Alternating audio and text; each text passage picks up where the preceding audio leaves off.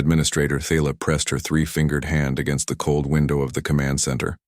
Outside, the shield flickered like a dying star. Every few seconds, another blast from the Krethic ships struck the barrier, sending ripples of blue light across its surface. 47 days. That was how long her people had been trapped here on Kelvar 7. 47 days of watching the enemy ships circle their small mining colony like hungry predators. 47 days of waiting for help that never came. Shield strength at 12%, her assistant Kovan said quietly. His voice shook. The Velthari were not warriors. They were miners, scientists, and teachers. Their people had evolved on a peaceful world where the greatest danger was a bad storm. They had never needed weapons or armies. Philosophy and mathematics were their strengths, not violence. Thala looked at the communications console. The distress beacon had been broadcasting for 47 days. Every species in the galaxy should have heard it by now. The message was simple and desperate. Under attack, 8,000 civilians. Please help. The Galactic Council had responded, once 3 weeks ago. Their message was cold and formal. System Kelvar 7 deemed strategically irrelevant. Resources cannot be allocated. Recommend evacuation if possible. Evacuation. As if they had ships capable of outrunning the Krethic swarm. As if the insectoid raiders would let them leave. The Krethic did not negotiate. They did not show mercy. They came, they consumed, and they moved on. How long? Thala asked. Kovan did not need to ask what she meant. At current rate of fire, the shield will fail in approximately 4 hours. 4 hours. Then the Krethic would descend on the colony. Thala had seen the reports from other worlds they had attacked. Bodies stacked like cordwood. Entire settlements burned to ash. The Krethic took everything of value and destroyed everything. Some 8,000 Velthari huddled in the underground shelters beneath the colony. Families pressed together in the dark, trying to comfort crying children. The elderly sharing stories to keep spirits up. The young ones asking questions no one could answer. Why won't anyone help us? Thala walked to the recording station. If these were to be their final hours, she would leave a record. Someone, someday, might find this place and wonder what happened. Here, they would know the Velthari did not die quietly. She activated the recorder. This is Administrator Thala of Colony Kelvar 7. If you are hearing this, we are gone. We sent 47 distress calls to the Galactic Council. We begged for help from anyone who would listen. No one came. Her voice broke slightly, but she continued. We are not a military people. We never wanted to be. We came to this world to mine rare minerals, to build a new home, to live in peace. The Krethic swarm found us instead. To whoever discovers this recording, please tell the galaxy that we existed. Tell them the Velthari asked for help, and no one answered. Tell them. Administrator, Kovan shouted. The sensors, something, just entered the system. Thala rushed to his console. The screen showed a cluster of new contacts appearing at the edge of the system. Ships, large ones. Her heart leaped with hope, then crashed back down. Probably more Krethic reinforcements. Identifying signatures now, Kovan said, his fingers flying across the controls. He paused, stared at the screen. I do not recognize these ships. They are not in our database. They are not Krethic. They are not any council species. How many? Thala asked. 47 vessels, various sizes. They are moving at high speed. They are... Administrator, they are heading directly toward the Krethic fleet. Thala felt her breath catch. 47 ships against over 200 Krethic vessels. Whoever these strangers were, they were either insane or desperate. The Krethic swarm had never lost a battle. Their numbers were too great, their tactics too brutal. Are they broadcasting? She asked. No communications yet. Wait, the Krethic are hailing them, putting it on speakers. The chittering, clicking voice of the Krethic hive mind filled the command center. It spoke in the common galactic language, though the words were harsh and mocking. Unknown vessels, you are outnumbered. Your ships are few. Leave this system or be consumed like the others. Silence followed. Thala counted her heartbeats. 1, 2, 3. Then a new voice came through the speakers. It was like nothing she had ever heard. Smooth, but strong. Calm, but filled with quiet anger. The accent was strange. The pronunciation of Galactic common, slightly off. This is Admiral Chen of the United Nations Space Command vessel Indomitable. We received the distress call from Kelvar 7. We are here to render assistance. The Krethic responded with what sounded like laughter. You are 47 ships. We are 212. You will die. Another pause. Shorter this time. Then the human admiral spoke again, and Thala heard something in that voice that made her skin prickle. It was not fear. It was not doubt. It was certainty. Then we'll die helping people who needed us, better than living and doing nothing. Thala watched the sensor screen as the human fleet did not slow down, did not turn away. They accelerated directly toward the Krethic armada. She saw one of the larger human ships move to the front of their formation. Something on its bow began to glow. Energy spike detected, Coven said. Massive power reading from the lead human vessel. They are firing. The shield around Kelvar 7 flickered again, down to 9% now. In the distance, visible even through the dying barrier. Thala saw a streak of light cross the darkness of space. It moved faster than any energy weapon she had ever seen. It struck the first Krethic ship. The vessel exploded, but the projectile did not stop. It punched through the debris and hit a second ship, then a third. All 3 Krethic vessels became clouds of twisted metal and flame. For the first time in 47 days, the Krethic bombardment of Kelvar 7 stopped. Every enemy ship turned toward the approaching human fleet. Thala stared at the screen, hardly daring to breathe. The human admiral's voice came again, broadcasting on all frequencies, reaching every ship in the system. This is humanity. We got your message, hold on. Admiral Sarah Chen stood on the bridge of the Indomitable with her hands clasped behind her back. The view screen showed the Krethic fleet spreading out to meet her ships. 212 enemy vessels against her 47. The numbers did not look good. They never did. All ships report ready for combat, Admiral, Commander Park said from the tactical station. Weapons hot. Marines standing by for boarding action. Good, Chen said. She was 53 years old and had spent 30 of those years in space. She had fought pirates near Jupiter's moons. She had hunted rogue AI ships in the asteroid belt. She had led rescue missions to colony worlds hit by natural disasters. But this was different. This was the first time humanity would face an alien military force in open combat. Lieutenant Zhang, young and nervous, turned from his console. Admiral, shouldn't we wait for Galactic Council authorization? We're technically in their space. There could be political consequences. Chen looked at him. Her expression was not angry, just tired. The Council had 47 days to respond. They chose not to. Those people down there sent out a distress call that any decent being should answer. Politics can wait. Lives can't. Zhang nodded and returned to his station. Chen appreciated the question, though. It meant her crew still thought about consequences, still questioned orders when appropriate. That was good. Blind obedience was dangerous. The Krethic hive mind sent another transmission. Chen heard the clicking, chittering voice through the translation software. You are human. We have heard of your species, new to the stars, weak, foolish.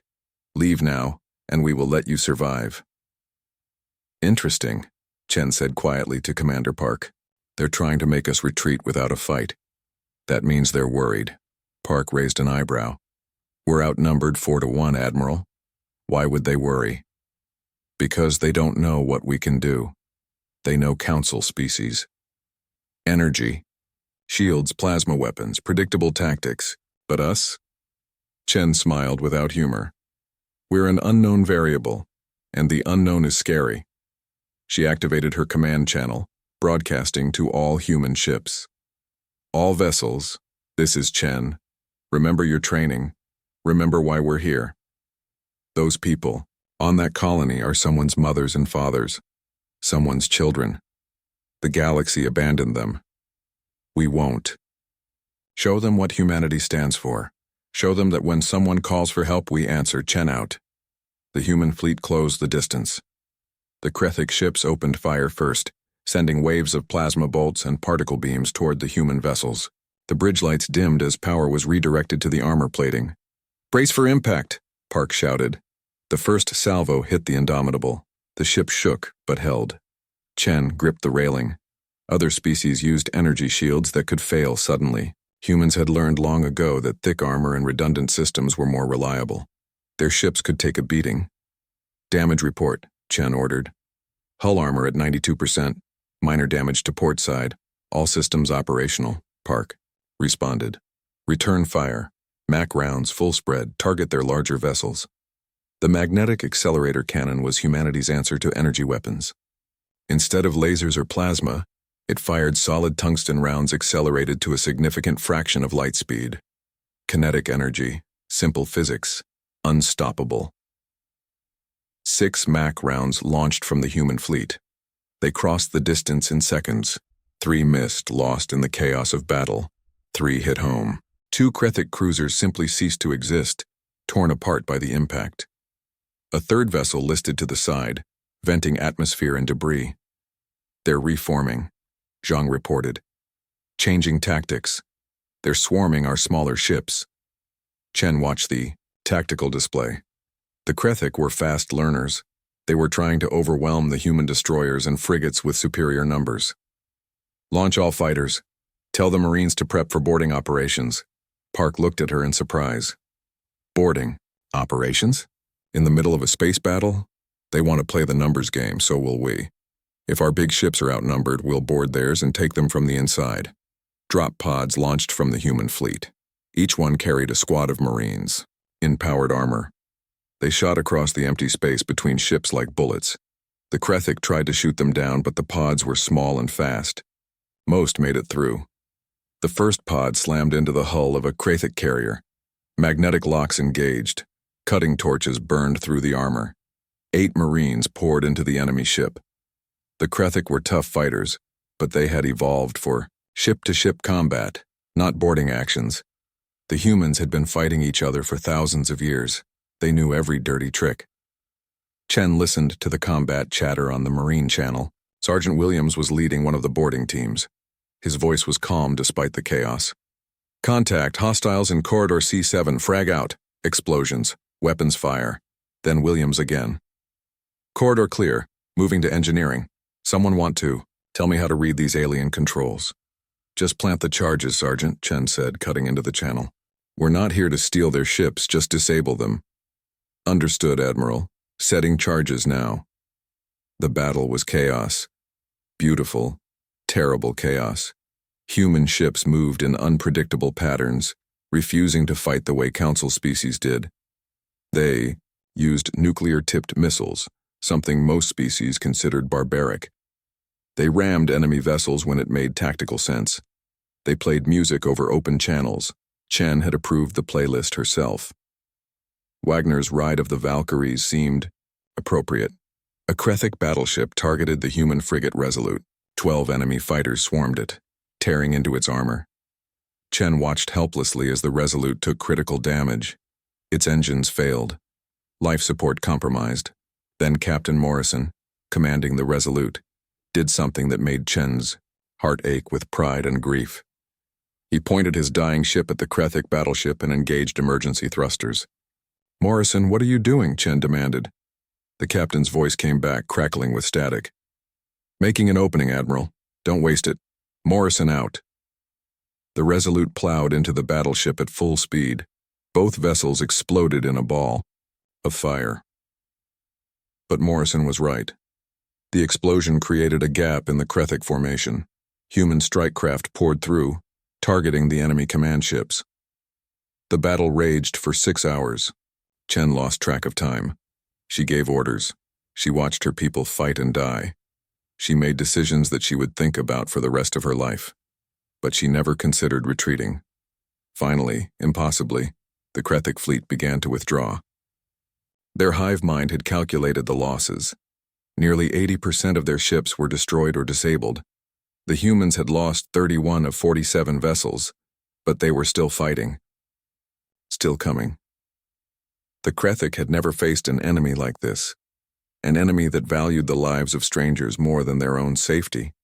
An enemy that fought with such fury for people they had never met. It made no sense to the hive mind's calculations as the last Krethik ship vanished into FTL. Chen allowed herself to sit down. Her legs were shaking. Commander Park brought her water and she drank it gratefully. "Signal from the colony, Admiral," Zhang said. "Administrator Thala requesting permission to communicate." Chen straightened her uniform. "Put her through." A face appeared on the screen. Delicate features, large eyes, skin that shimmered with subtle color changes. The Velthari administrator looked exhausted and stunned. "This is Administrator Thala. We do not have words to thank you. You came when no one else would. You fought for us. You lost ships for us." "Why?" Chen met her eyes. "Because you needed help, Administrator. That's reason enough." The battle was unlike anything the galaxy had ever seen. Thala watched from the command center as the human fleet fought with a ferocity that seemed impossible. She had studied galactic military history. She knew how space battles were supposed to work. Energy shields deflected attacks until one side's shields failed. Plasma weapons heated enemy armor until it melted. Ships kept their distance and fired from long range. It was clinical, mathematical, predictable. The humans did none of these things. Their ships had armor instead of shields. Thick plates of metal, alloys that absorbed punishment and kept functioning. When a human ship took damage, it did not explode dramatically. It limped along, still fighting, sometimes with half its hull exposed to space. The crew would seal off damaged sections and keep going. Their weapons were strange too. Kinetic rounds that moved faster than energy weapons. Missiles with nuclear warheads, something the Galactic Council had banned centuries ago as too destructive. The humans had apparently missed that memo, or ignored it. "They are boarding the enemy ships," Kovan said, staring at his sensors in disbelief. "In the middle of the battle, they are sending soldiers in small pods directly to the Krethik vessels." Thala leaned closer to his screen. She saw the small signatures of human drop pods punching through the chaos of battle. It was insane. Any one of them could be destroyed by a stray shot, but they kept going. "Why would they do that?" Kovan asked. "Because they can," Thala said quietly. She was beginning to understand something about these humans. They did not fight, the way others expected. They made their own rules. The Krethik seemed confused. Their hive mind coordinated attacks perfectly against normal fleets. But the humans were not normal.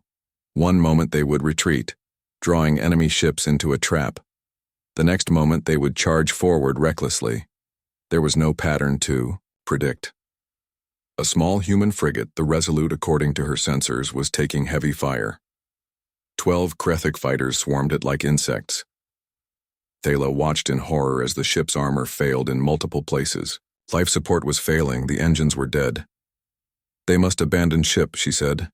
"They must evacuate." But the ship did not launch escape pods. Instead, it turned toward the largest Krethik battleship in the area. Its emergency thrusters fired. The dying frigate accelerated.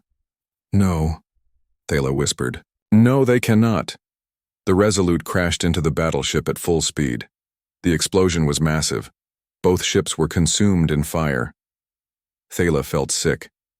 How many humans had just died on that frigate? 50? 100? They had sacrificed themselves. Deliberately. "Why?" Kovan asked, his voice shaking. "Why would they do that?" Then Thala saw the answer.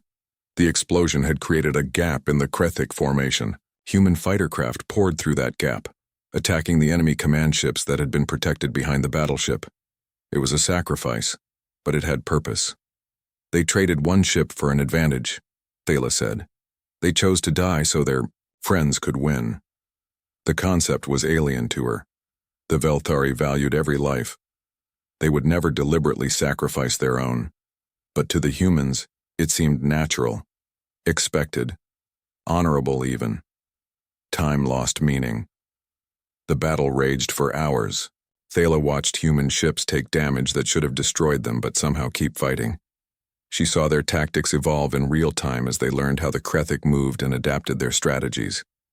She heard fragments of their communications, calm, voices giving orders, occasionally interrupted by screams or explosions, then back to calm orders again. One transmission caught her attention, a human sergeant leading a boarding party inside a Krethic ship. His voice was steady despite the chaos in the background. "Contact, hostiles in corridor C7, frag out." An explosion, weapons fire. So much violence. Then the sergeant again. "Corridor, clear. Moving to engineering." These humans did not just fight from their ships. They went inside enemy vessels, fought the Krethic hand-to-hand, and destroyed them from within. What kind of species did that? The music was another strange thing. Halfway through the battle, the humans started broadcasting music on all frequencies. Loud, dramatic music with lots of drums and horns. Thala did not understand it, but it seemed to energize the human fighters. Their attacks became even more aggressive. The Krethic tried to adapt. They focused fire on individual human ships, trying to overwhelm them one at a time. Sometimes it worked. Thala watched 4 human vessels get destroyed completely, but even as they died, they damaged or destroyed Krethic ships in return. The humans made every loss cost the enemy dearly. A massive Krethic carrier tried to retreat, to a safe distance. 3 human destroyers pursued it relentlessly. They fired everything they had. Missiles, kinetic rounds, even their point defense weapons at close range. The carrier's armor held for a while, but the humans did not stop. They chased it for 20 minutes until the carrier's engines failed. Then, human Marines boarded it. Thala pulled up the statistics. On her screen, the numbers were shocking. The Krethic had started with 212 ships. Now they had fewer than 40 combat-effective vessels. The humans had started with 47 ships. They still had 16 that could fight, though most were badly damaged. The mathematics did not make sense. The Krethic should have won easily with their numerical advantage. But the humans fought with such intensity, such disregard for their own safety that numbers did not matter. They wanted to win more than the Krethic did, or perhaps they cared more about the people they were protecting. Finally, after 6 hours of continuous combat, the impossible happened. The Krethic fleet retreated. The surviving enemy ships turned and jumped to FTL, abandoning the battlefield, abandoning their dead, abandoning everything. The Krethic swarm had never lost a battle before. Thala knew this from the records. They had terrorized the galaxy for decades, always victorious through sheer numbers and brutality. But today, they had met something more brutal, something more determined. Silence fell over the command center. Kovan was crying quietly. Thala felt tears on her own face. They were alive. Against all odds, against all reason, they were alive. Signal from the human flagship, the communications officer said. "Admiral Chen is broadcasting." Thala accepted the transmission. The human admiral appeared on screen. She looked exhausted. Her uniform was torn in places. There was a cut on her forehead, but her eyes were clear and strong. "Administrator Thala, this is Admiral Chen. The Krethic have withdrawn. Kelvar 7 is secure. We're sending medical teams and repair crews to your colony now. Do you have wounded who need immediate attention?" Thala tried to speak but could not find words. Chen waited patiently. Finally, Thala managed to say, You came for us. You lost so many ships. So many of your people died. We cannot repay this debt. We have nothing to give you." Chen's expression softened. "You don't owe us anything, Administrator. This is what neighbors do, we help each other." "But Earth is 200 light-years away," Thala said. "We are not your neighbors." The Admiral smiled. It was a sad smile, but genuine. "Everyone is our neighbor now, Administrator. We learned that lesson the hard way. Humanity spent thousands of years fighting itself. We nearly destroyed our own planet multiple times. When we finally made it to the stars, we promised ourselves something. We promised that we would never let anyone face extinction alone. Not while we had ships to send and people willing to fight. Thela looked at the woman on her screen. This human who had brought her fleet across vast distances to save people she had never met, who had lost thousands of her own crew without hesitation, who asked for nothing in return. "You are remarkable," Thela said quietly. "Your species is remarkable." Chen shook her head. "We're just doing what anyone should do. The remarkable thing is that no one else came. But that's going to change. I promise you that." 3 days after the battle, Thela walked through the corridors of the Indomitable with a delegation of Velthari officials. The human flagship was a mess.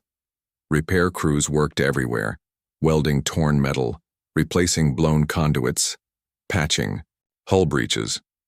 The ship had taken tremendous damage but was still functional. That seemed to be the human way. Keep going no matter how broken things were. They passed a memorial wall. Photos of human faces covered it. Names underneath each one. Thela stopped to read some of them. Captain James Morrison, Resolute. Lieutenant Sarah Kim, Engineering. Sergeant Marcus Williams, Marines. The list went on and on. 4,200 names. 4,200 humans who had died for strangers. "We expected to negotiate terms," Thela said when they finally reached the Admiral's ready room. "Terms of debt. Of servitude, perhaps. In our culture, such a debt can never be repaid." Admiral Chen sat behind her desk, looking more tired than she had 3 days ago. Commander Park stood beside her. Both humans looked at Thela with confusion. "Terms?" Chen asked. "Administrator, I think there's been a misunderstanding. You don't owe us anything." "But your people died for us," Kovan said. "Your ships were destroyed. Surely you expect some form of compensation?" Park shook his head. "We didn't come here for profit. We came because you needed help." Thela sat down slowly. This made no sense according to everything she knew about galactic politics. Species did not commit resources without expecting something in return. Trade agreements, strategic alliances, resource rights, something.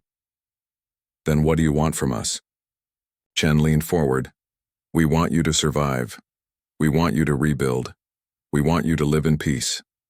That's all." "I do not understand," Thela said. "This must have cost your government enormous resources. The fuel alone for a fleet to travel 200 light-years. The ships you lost, the lives. How can you justify this expense to your people with no return?" The Admiral smiled. "Do you know why I joined the military, Administrator? When I was 7 years old, my family lived on Mars. There was an accident at the oxygen processing plant. Toxic gas leaked into 3 residential sectors. Thousands were trapped. The emergency services were overwhelmed." Chen stood and walked to the window, looking out at the damaged human ships floating in formation. A cargo hauler captain named Yuki Tanaka heard the distress call. He was 3 days away carrying supplies to the asteroid belt. He turned his ship around and came to Mars, spent everything he had on fuel to get there faster. He converted his cargo bay into a temporary shelter and rescued 200 people, my family among them. She turned back to Thela. "The corporation that owned his ship fired him for breaking his contract. He lost everything. I asked him once, years later, if he regretted it. He said no. He said that some things matter more than profit, more than safety, more than rules. Helping people who need it is one of those things." "Captain Tanaka inspired you to join the military," Thela said. "He inspired an entire generation of us.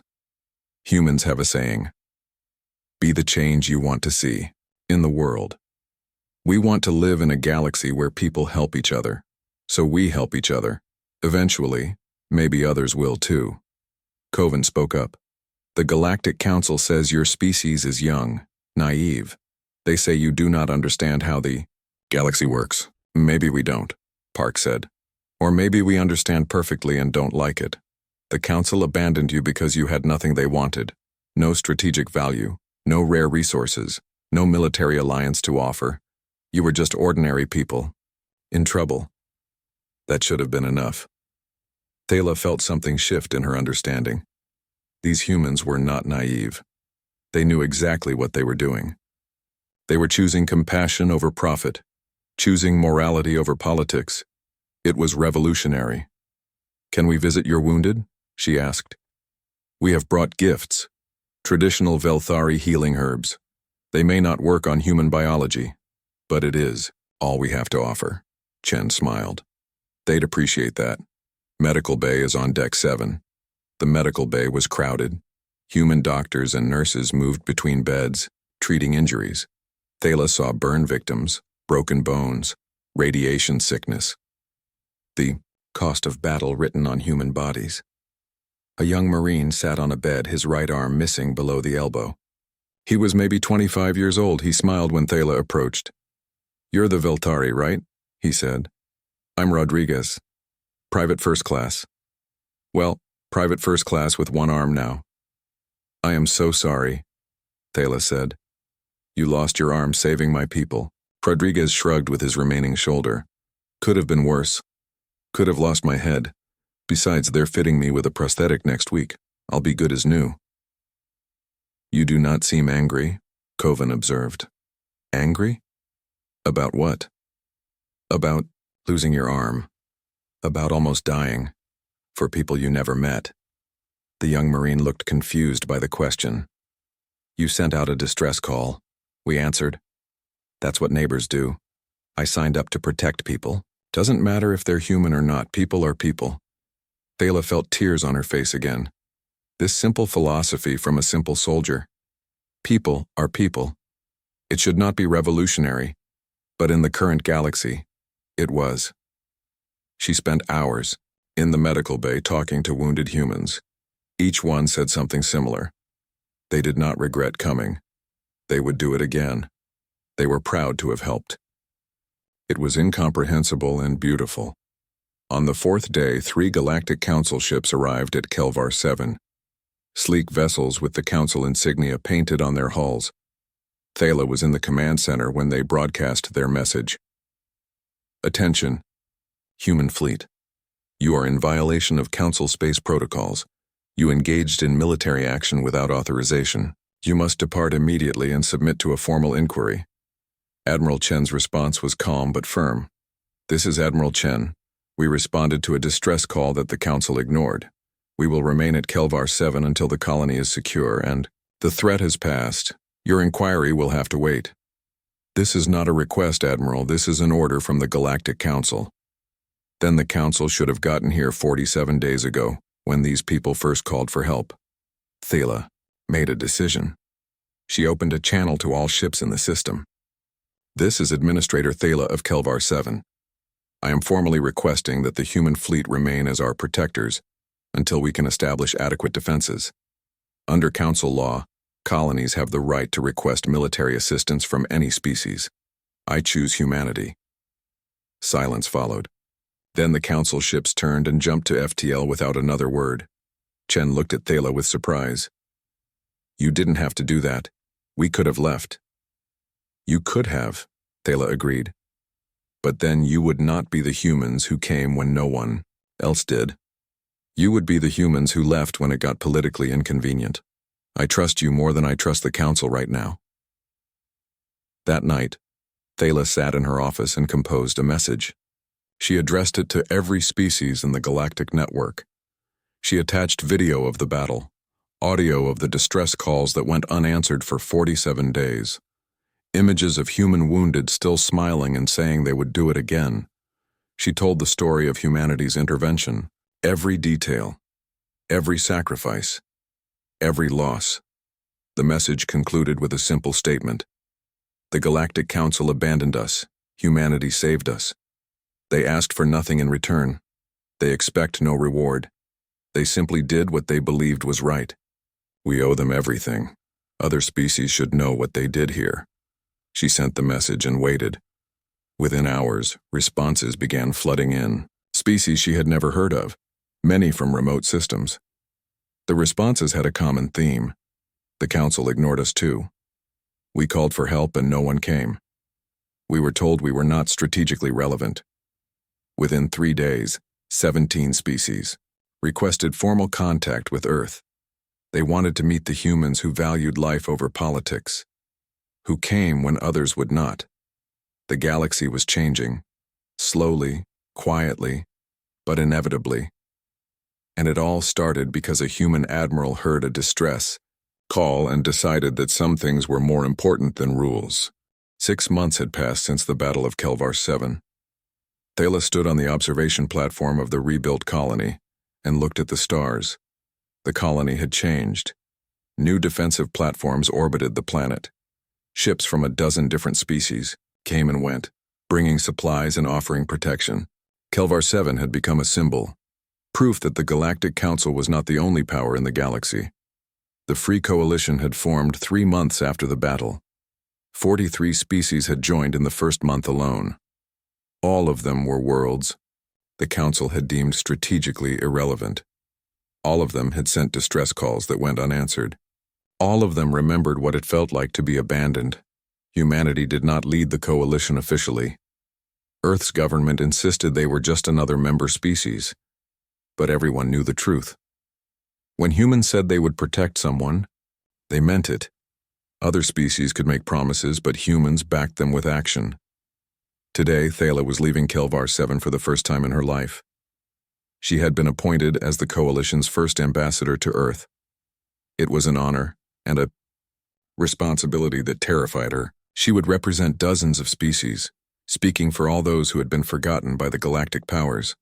The shuttle ride to the human transport ship was smooth. The vessel was called the Pathfinder, a diplomatic cruiser designed for long journeys. Admiral Chen herself came to greet Thala at the airlock. "Ambassador," Chen said, offering the human hand gesture called a handshake. Thala had practiced it many times. "Admiral, thank you for escorting me personally. I wanted to see Earth again. It's been a while. Besides, you should see humanity's home. It helps to understand where we come from." The journey took 2 weeks, through FTL. Thala spent the time learning about human history from the ship's database. It was horrifying and inspiring in equal measure. Thousands of years of warfare, nuclear weapons used against their own cities, genocides, slavery, environmental destruction that nearly made their planet uninhabitable. But also stories of incredible compassion, humans who hid refugees during wars, scientists who shared medical discoveries freely, ordinary people who stood up to tyrants. A species that had every reason to embrace cruelty, but chose hope instead. When the Pathfinder finally dropped out of FTL near Earth, Thala pressed against the viewport in wonder. The planet was beautiful. Blue oceans, green and brown landmasses, white clouds swirling in atmospheric patterns. Orbital stations and satellites formed a glittering network around it. 200 years ago, you could not see the land at all, Chen said, standing beside her. Smog and pollution covered everything. We almost killed our own world. We came very close to extinction several times. Nuclear war, climate collapse, pandemic diseases. Each time, we barely survived. What changed? Thala asked. We realized we only had one planet, one species. We were all in it together. The old divisions, nations, religions, ideologies, they started mattering less when we faced threats that could kill everyone. We learned to work together or die separately. It took a long time, a lot of suffering, but we learned. The shuttle landed at Geneva Spaceport. Thala was overwhelmed by Earth. The sounds, the smells, the gravity was slightly heavier than Kelvar 7. Humans moved with a casual strength that came from evolving on a high-gravity world. Everything about them suddenly made more sense. The Coalition Embassy was a new building near the old United Nations headquarters. Thala spent her first week meeting human officials, learning protocols, and adjusting to Earth's day-night cycle. Everyone was kind but curious. Most humans had never met an alien in person before. On her 8th day, Galactic Council diplomats arrived. 3 of them, representing the major council species. They requested a meeting with Earth's Secretary General and insisted Thala be present. The meeting room was formal. Secretary General Amara Okonkwo sat at the head of the table, flanked by military advisors. Thala sat to her right, representing the coalition. The 3 council diplomats sat across from them. The lead diplomat was a Zeltharian named Korth. He was tall, with blue skin and 4 arms. His species had been a council founder. He looked at the humans with barely concealed contempt. Secretary General, your species has caused significant disruption to galactic order. The formation of this so-called free coalition threatens the stability we have maintained for centuries. Okonkwo smiled politely. Ambassador Korth, the coalition exists because your council failed to maintain that stability. You left dozens of species to die. We simply offered them an alternative. Those systems were not strategically important. Resources must be allocated efficiently. Efficiently, Okonkwo repeated. Tell me, Ambassador, what is the efficient response to 8,000 civilians about to be slaughtered by raiders? Korth's expression did not change. The Kelvar 7 situation was regrettable, but the galaxy has limited resources. Difficult choices must be made. Then we made a different choice, Okonkwo said. We chose to value all lives equally, not just those in strategically important systems. Another council diplomat, a crystalline being that communicated through translated light pulses, spoke up. You do not understand the complexity of galactic politics. Your species is young, naive. You act on emotion rather than logic. Is it emotional to respond to a distress call? Admiral Chen asked. She had been quiet until now. Is it naive to protect civilians from raiders? If so, I'll take emotional, and naive over cold and calculated. Korth leaned forward, his forearms folding in a gesture that looked threatening. The Council is prepared to impose economic sanctions on Earth and all coalition members. We can isolate you, make it impossible to trade with the majority of the galaxy. Your noble intentions will mean nothing when your people are starving. Silence fell over the room.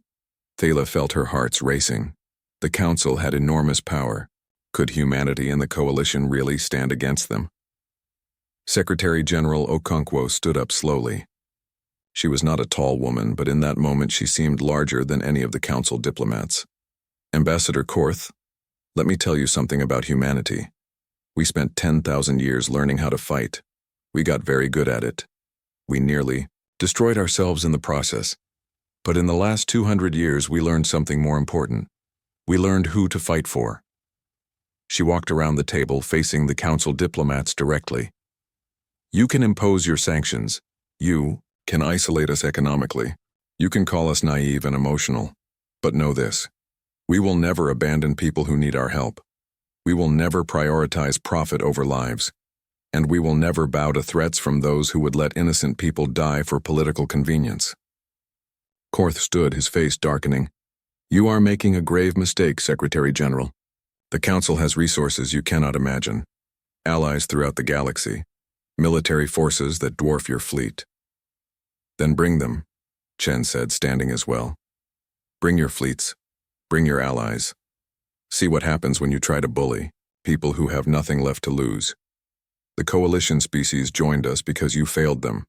They'll fight beside us because we gave them hope. Can you say the same about your allies? Or are they only with you because it's profitable? The meeting ended badly. The Council diplomats left with threats and warnings. When they were gone, Thala turned to Okonkwo. They will come. The Council will try to destroy the coalition. Are you truly prepared for that? Okonkwo looked tired. We are prepared to do what's right. The outcome is beyond our control. 2 months later, the Krethic swarm made another attempt on Kelvar 7. They came with a larger fleet, confident that humanity would not risk another battle. They were wrong. This time, 15 coalition species responded. Human ships led the fleet, but they were joined by Velthari defense platforms, Korvax fast attack craft, and Thendari carriers. The battle was shorter than the first one. The coalition fleet had learned from human tactics. They coordinated their diverse strengths into a devastating combined force. The Krethic retreated after losing a third of their fleet without destroying a single coalition vessel. Thala watched the battle from the rebuilt Indomitable. Admiral Chen stood beside her, looking proud, but not surprised. We're getting better at working together, Chen said. The Council will not be able to ignore this, Thala said. 15 species fought as one. That has never happened outside the Council before. Good. Let them see what happens when you treat people with respect, instead of calculated self-interest. Let them see what we can build together. Thala thought about the last 6 months, the changes spreading through the galaxy. Species that had been isolated and afraid were now part of something larger. The coalition was growing, not through conquest or economic pressure, but through a simple promise. When you call for help, we will answer. She looked at Chen. Your species was a storm once.